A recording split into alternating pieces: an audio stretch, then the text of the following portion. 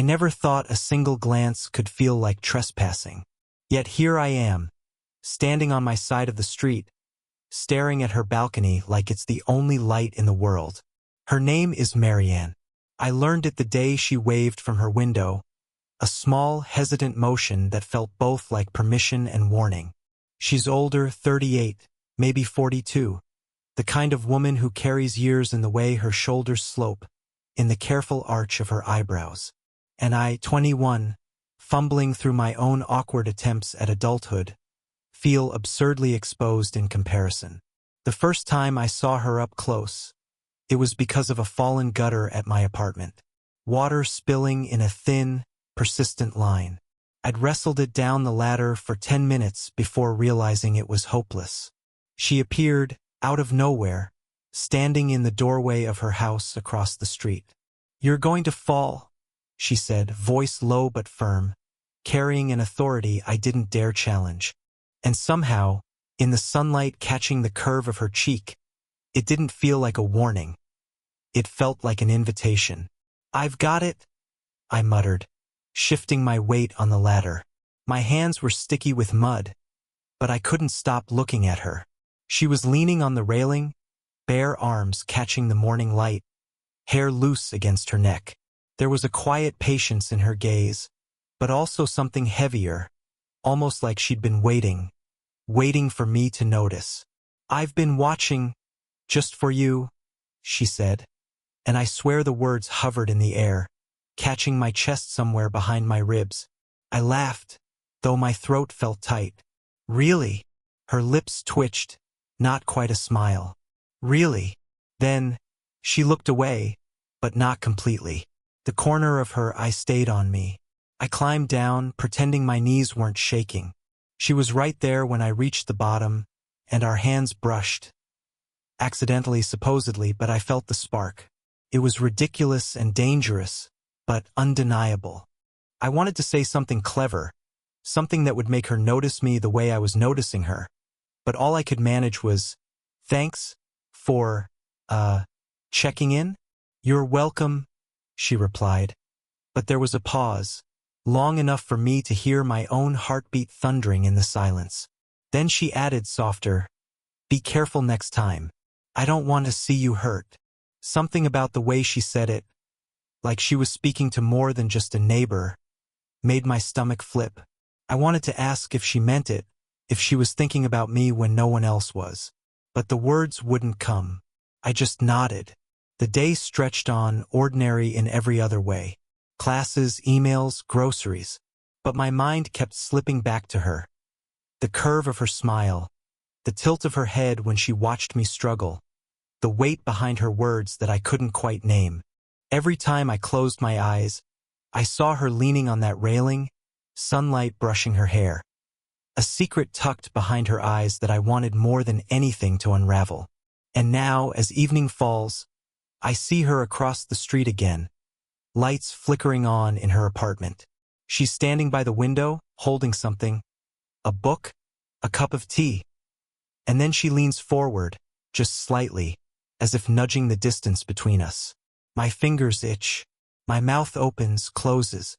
And then, she whispers, just barely audible over the hum of the city. "Don't pretend you didn't notice me." I freeze. My pulse spikes. That one line, simple, daring, loaded, changes everything. I can't tell if it's the way she moves or the way I notice, but everything about Marianne is a trap I'm willingly walking into. She leans against her doorway, one foot propped casually, but the curve of her neck, the tilt of her chin, it all draws my gaze like a magnet. I hate myself a little for noticing. She's recovering from something, I can tell, though she'd never say it out loud. Maybe it's a breakup. Maybe it's just life finally catching up to her. There's a quiet heaviness in the corners of her eyes, softened only by these fleeting moments when she lets herself smile. I wonder if she feels the same tension, the same thrill of danger in looking at someone she shouldn't. "Could you stay a minute?" she asks, voice just low enough that I feel it in my chest rather than hear it. I freeze, trying to figure out if she means literally or something else. I want to say yes, but every word feels too loud, Too certain, too reckless. I notice the little things. How her fingers linger on the edge of the table. How the light catches the soft line of her collarbone. The faint scent of vanilla or coffee she carries in the air around her. Every detail makes my pulse knot. I know I shouldn't be here, shouldn't be noticing, but I can't stop. You don't have to. I mumble, hoping it doesn't sound like a plea, but it probably does. She tilts her head, studying me, and for a second it's as if she's seeing all the hesitation, all the desire I'm trying to hide. Then she reaches out, just brushing her arm against mine. An almost imperceptible touch, and my stomach drops. Really? It would be nice if you stayed, she says, softer now, almost a whisper. There's no shame in her voice, no expectation, just a quiet invitation that feels dangerous because I know what it could mean if I let myself lean in too far. I think about boundaries, about age, about the absurdity of the situation. How I'm supposed to be helping her with groceries, with a stubborn faucet, with small tasks that don't matter. But every rational thought gets tangled up in the warmth of her hand brushing mine, the way her eyes soften when she looks at me. I want to tell her how unfair it feels to be this drawn in, how wrong and thrilling it is all at once. But the words stick in my throat. She doesn't move away, doesn't shift her gaze. There's a long silence filled with the hum of the street below, the occasional car, the distant laughter from neighbors. And then, I could use some company, she adds, and the simple phrasing carries more weight than any grand confession. My hands itch to respond, to cross some invisible line I've been guarding, but I stop myself.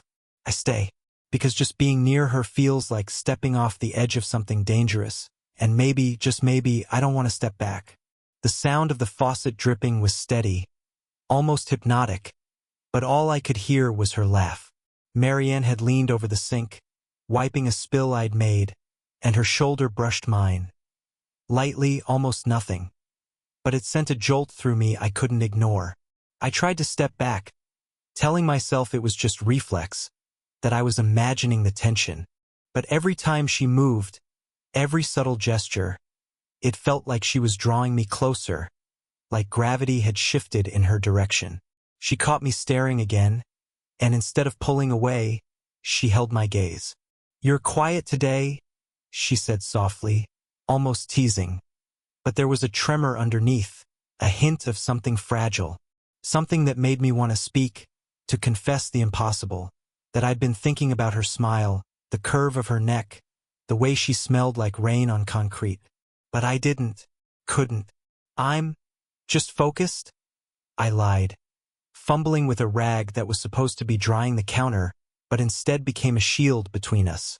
Her lips pressed into a thin line, and for a moment, the room shrank, the walls fading, leaving only her presence and the tight coil of tension in my chest. Then her hand moved, too close to mine to be accidental, and we touched.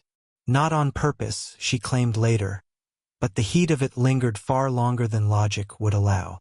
My stomach flipped, my fingers stiffened, and I wanted to pull back, and yet I stayed. A sudden knock at the door made us jump, the sound slicing through the bubble we'd created. She froze, a shadow of panic crossing her face, and I caught a glimpse of the real Marianne, the woman who had built walls around herself, now momentarily exposed. "Just a second," she said, glancing toward the door but not moving. She didn't go to answer it. Instead, she let the knock hang there, a reminder that the world existed outside this impossible orbit we'd found ourselves in. I felt a surge of caution, the logical part of my brain screaming at me to step away, to respect the space between us. But my body betrayed me. My shoulder brushed hers again, smaller this time, almost defensively, and I felt her inhale sharply, a sound caught somewhere between surprise and invitation.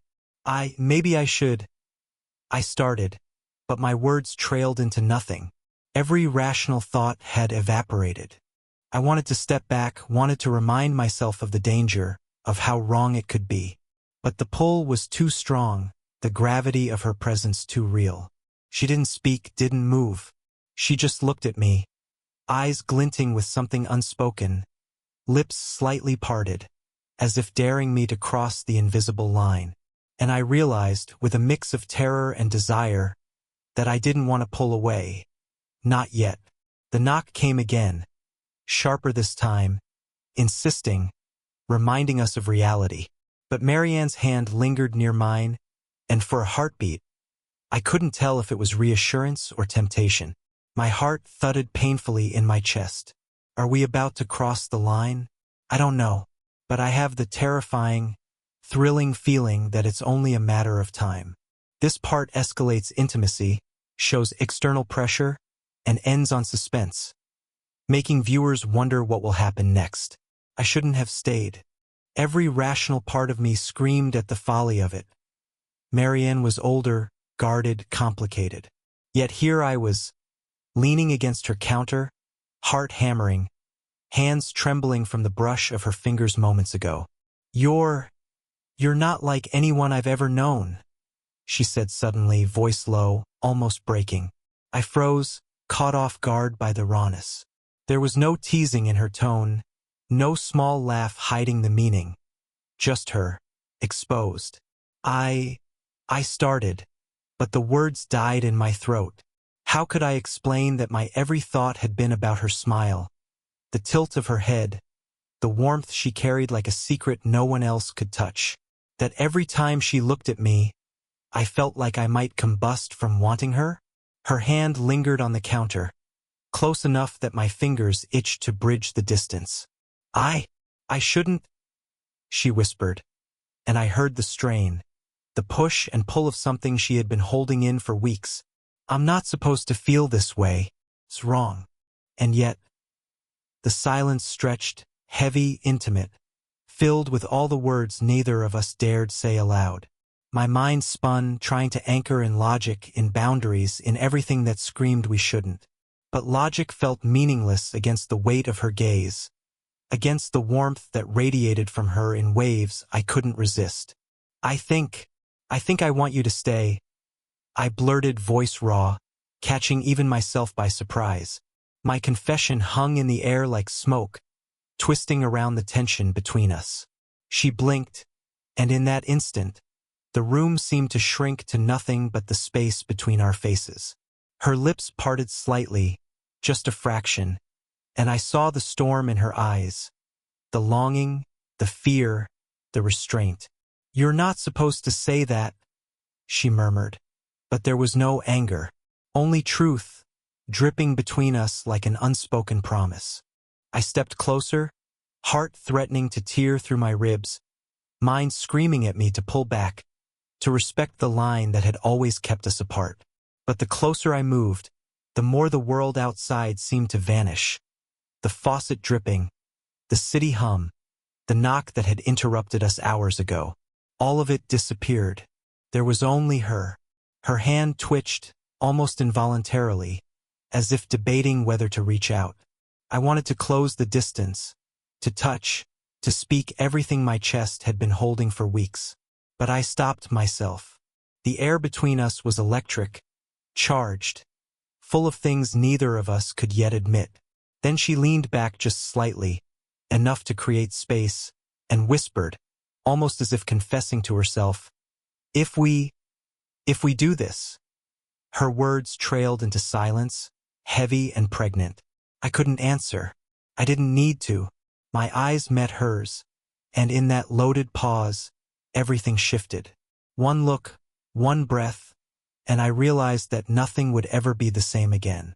The question hung between us, unspoken but unavoidable. What now? I thought I understood her, Marianne, the woman who haunted my mornings and my quiet nights, the one who made my pulse spike with a single look. But then her phone buzzed on the counter, and she glanced at it with a flicker of hesitation I hadn't seen before. Her thumb hovered over the screen, and something in her expression tightened. Fear? Guilt? Anticipation? And then, almost too casually, she muttered, "It's him." Him? I asked, though the word came out sharper than intended. My chest tightened. My stomach did a slow, twisting flip. She nodded, voice soft, almost mournful. from before. From a long time ago. He's involved again, I guess, in ways I thought I was done with. I stared at her, trying to parse the weight behind her words. I'd thought the tension between us was dangerous because of age, because of boundaries, because of logic. But now, the danger was real, external, a shadow I hadn't accounted for. I didn't tell you because I didn't want. I wanted this, she admitted, eyes lowering, tracing an invisible pattern on the countertop. I didn't want anything to ruin whatever this is between us. Her confession hit me like ice and fire at once. A past lover, a complication, a tether I hadn't seen. And yet, the honesty in her voice, the quiet vulnerability behind the words, pulled at me. I felt my resolve crumble even as my rational brain screamed at me to step back. I don't know what to say. I whispered, throat tight. I thought we were safe, she finished softly, almost laughing at the absurdity. No, nothing about this is safe. I shouldn't feel this, and yet I do. Her hand twitched near mine again. A silent plea, a test. I wanted to reach for it, to steady the trembling, to tell her that she wasn't alone, that whatever ghosts lingered in her past, I was here now. Then her phone buzzed again, and she glanced at it, a shadow of panic crossing her face. I should deal with this, she said. But she didn't move. She didn't go anywhere. Her gaze stayed locked on mine, heavy, unrelenting. I realized then that this wasn't about jealousy or interference. This was about choice. She had a history, yes, but the person she was looking at now, the way her eyes softened when she studied me, that was her choice. The danger, the tension, the taboo. It wasn't gone, but it was ours to navigate. I'll stay, I said, voice firmer than I expected, surprising even myself. Whatever this is, I'll stay. Her lips parted slightly, as if caught between relief and disbelief. She didn't say anything, just let the silence hang between us, filled with all the unsaid confessions, the almost touch, the lingering risk. And for a heartbeat, I wondered, could we survive this twist? Or had the revelation changed everything irreversibly? The answer was unknown, but I didn't step back. The apartment felt impossibly small, but somehow safer, like the city outside had dissolved and left only us suspended in its quiet gravity. Marian leaned against the counter, shoulders tense, eyes wary, and I could feel the weight of everything unsaid pressing between us. I can't pretend this doesn't matter anymore, I admitted, voice low, shaking. I've tried to step back, to tell myself this was wrong. But it's not just desire. I faltered, searching for words that could capture what I felt without shattering the fragile trust forming between us. She swallowed, lips parting slightly, and for the first time, I saw her fully. Not just Marian, the alluring, distant woman across the street, but Marian, the person who had been lonely, cautious, brave, and vulnerable all at once. I know, she whispered. Her hand hovered near mine, almost touching, almost daring. I can't stop thinking about you either. I've tried to be reasonable, to respect whatever line we're not supposed to cross. But I can't lie to myself anymore. Everything in me surged. The relief, the longing, the terror of crossing a boundary I had both feared and craved. I moved closer, careful not to rush, letting the space between us collapse slowly, deliberately. Our fingers brushed again, this time deliberately, and the warmth spread through me like sunlight breaking through a storm. I don't know what comes next, I said honestly, voice barely above a whisper. I don't know how any of this works. Her eyes softened, and she reached for my hand, holding it with a gentle firmness that spoke of choice, of commitment. We figure it out, together, one step at a time. We don't need to have it all planned, just this moment, right now. It was enough. Not perfect, not fully clear, but enough. Enough to stop overthinking. Enough to let desire, care, and longing meet without shame. I leaned in slowly, catching the faint scent of her hair, the warmth of her cheek, the steady beat of her pulse against mine. The moment wasn't cinematic, wasn't flawless. It was human, flawed, trembling, but it was ours. And then she whispered, barely audible, "I've been waiting for this, for you." I closed the tiny gap between us, pressing my forehead against hers, letting the vulnerability, the tension, the years of unspoken possibility wash over us. "So have I murmured, letting every fear, every hesitation, every thrill dissolve into the simple truth of being together. We stayed like that, suspended between caution and surrender, letting the unspoken promise linger in the quiet apartment. Nothing else mattered. Not the past, not the rules, not the world beyond the walls. Only this, only us, choosing each other despite everything. For the first time, I didn't feel guilty, or scared, or forbidden. I felt seen fully and completely. And for the first time, I realized that some risks are worth taking, especially the ones that lead to someone like her. The apartment was quiet, but it no longer felt tense or charged with unspoken words. The small spaces between us, the counters, the couch, the narrow hallway, had shrunk under the weight of what we'd finally admitted. Marian sat on the edge of the couch, her hand still holding mine. I noticed details I'd never fully appreciated before. The faint lines at the corners of her eyes, the way her shoulders relaxed now that the tension had eased, the softness in her voice that wasn't hiding anything anymore. I realized how much of her I had wanted to see, and now I finally could. "I never imagined this," she said, voice low, almost reflective. "Not that it would be like this." She smiled, a small, intimate curve of her lips that made my chest tighten in the best possible way. "I didn't think anyone would ever see me like this. Really see me." "I see you," I said simply, letting the words carry everything I'd been feeling for weeks, months even. The fear, the longing, the thrill. They all condensed into that one statement. Completely. She leaned into me then, not out of urgency, but with quiet certainty. Our foreheads touched, and I could feel her steady heartbeat, the subtle warmth of her breath against mine. Everything dangerous, forbidden, complicated, it didn't disappear, but it didn't matter anymore.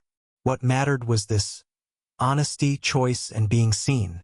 The past was no longer a shadow over us. The tension of age, the taboo of desire, the pull of hesitation, they had all led to this moment, and for the first time it felt right, grounded, and human. We sat like that for a while, letting the silence speak, letting our small touches and quiet breaths fill the space. There was no grand gesture, no cinematic climax. Just us, flawed, vulnerable, and together. And in that quiet, I understood something important. Love, in its purest form, isn't about perfection or timing. It's about being willing to take the risk of seeing and being seen. When the evening deepened, we finally stood, moving slowly, deliberately, side by side. The world outside waited, but it no longer intimidated us. Whatever challenges would come, we had chosen each other, and that choice felt like the most radical, beautiful thing either of us had ever done. And so we stepped forward, not into a perfect story, but into a real one, messy and thrilling and ours. The gutter repairs, the accidental touches, the whispered confessions. They all became a path, leading us here, to this quiet, shared certainty. Did you enjoy the story? Would you like to see more tales of slow burn connections that navigate risk, desire, and human flaws? What kind of stories would you love to explore next? Romantic tension, forbidden attraction, or emotional journeys that feel impossibly real?